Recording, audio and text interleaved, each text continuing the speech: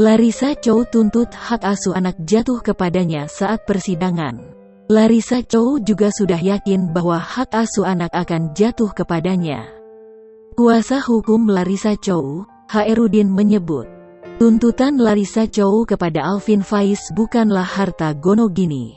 Menurut Hairudin, Larissa Chow minta hak asuh anak keduanya, yaitu Muhammad Yusuf, diberikan kepadanya. Ditanya untuk sidang selanjutnya, Hairudin mengatakan, Larissa akan hadir dalam sidang selanjutnya. Sidang lanjutan perceraian Larissa Chow dan Alvin Faiz akan digelar kembali pada Rabu tanggal 16 Juni tahun 2021. Hairudin memastikan Larissa akan hadir. Namun, ia tidak menjamin Alvin Faiz akan hadir dalam sidang selanjutnya.